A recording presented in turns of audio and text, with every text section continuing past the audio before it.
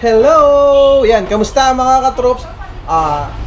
Mag-review ulit tayo ng helmet mga katrops. Ito yung pinakabago ni Evo helmet. Ito yung Hydra. So si Hydra, GT Pro.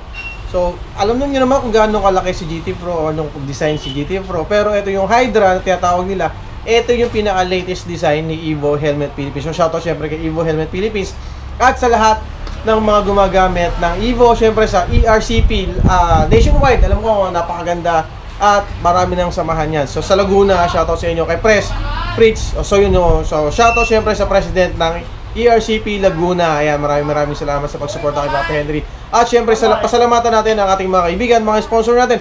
Helmet House, syempre. Ayan, Mr. and Mrs. Prince, maraming salamat sa sticker Helmet House, ang ating shop na laging nandito at laging sumusuporta kay Papa Henry. Kay Mao, syempre, Mao, sila Mooncycle, sila Tata Moto, and Secret Shop, maraming salamat sa pagsuporta kay Papa Henry. Okay, simulan na natin mga tos. Huwag natin patagalin kung gaano kaganda si Evo Hydra. Ang una natin kukunin, yung kulay blue.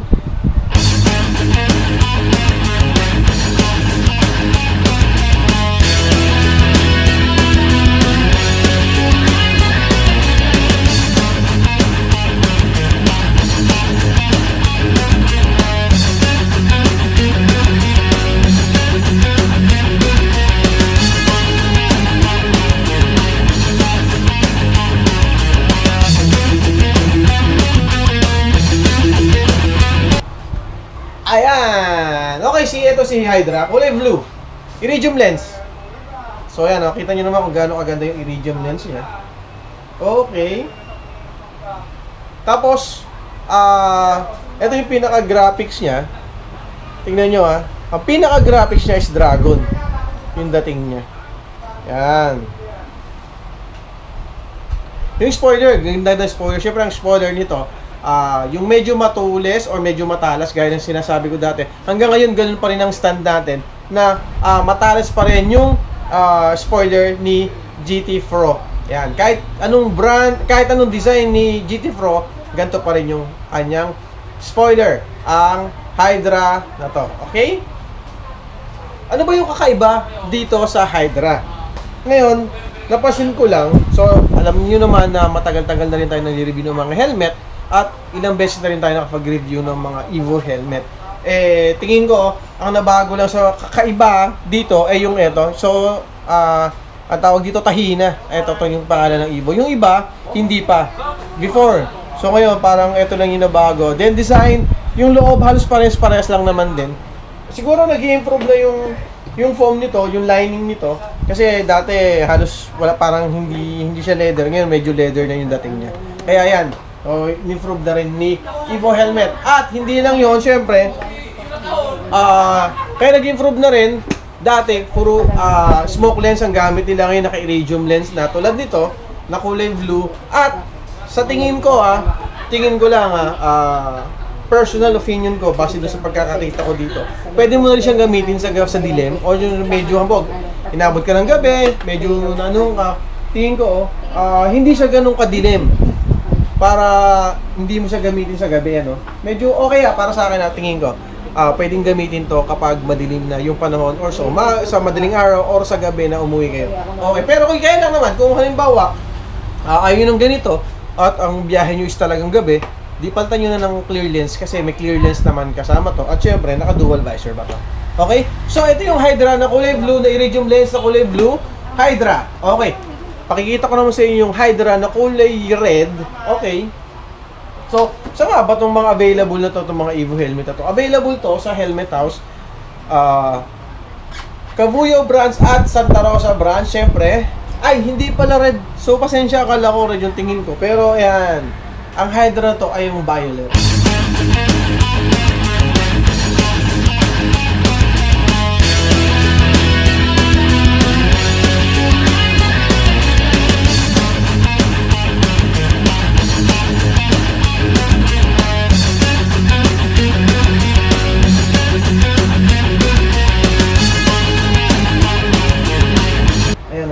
Hydra Violet, ang ganda. Halos same lang na sinasabi ko pa rin kanina. Yung pinaka lens niya, yung iridium lens niya, pwede to, sa tingin ko personal opinion ko, pwede to sa gabi. Yan. Ganda, di ba?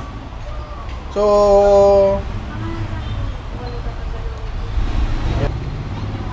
okay.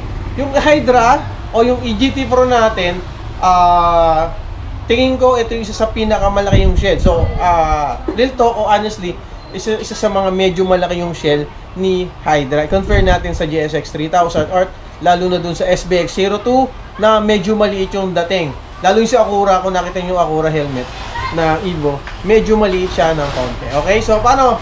Yan, okay na. So mga katrops, pinakita ko lang sa inyo kung gaano kaganda or kung anong klase ba si Evo helmet na Hydra. Ito yung pinaka-latest ni Evo helmet na so kung shoutout syempre sa lahat ng dealer ni Evo helmet. So shoutout ulit sa mga ERCP na nagpo-promote lalo ng Evo helmet. Ngayon, pakita ko lang sa inyo ng konti ang loob ng helmet house kasi dito sa helmet house napakadami ding Evo helmet. So ito yung loob ng helmet house. Ayan.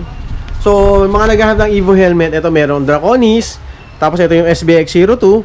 Syempre ito pinakita ko sa inyo na Hydra, GT Pro Pearl White, matte black, gray, pearl white. So ayan, nandiyan dyan, oh. Meron pang pink, merong matte red, matte blue. So ayan, makikita nyo, XR03 available pa rin dito yan. Hindi lang Evo ang meron dito. At ayun, meron nga pala, sorry, sama ko pa rin dun si Katana at saka si Renegade. So managhanap ng Renegade, meron pa Acura, meron pa rin available. At ito pa, syempre ang available dito sa Helmet House. May KYT, may Spider, may Geely. So si Geely tsaka si Evo talagang naglalabanan ngayon.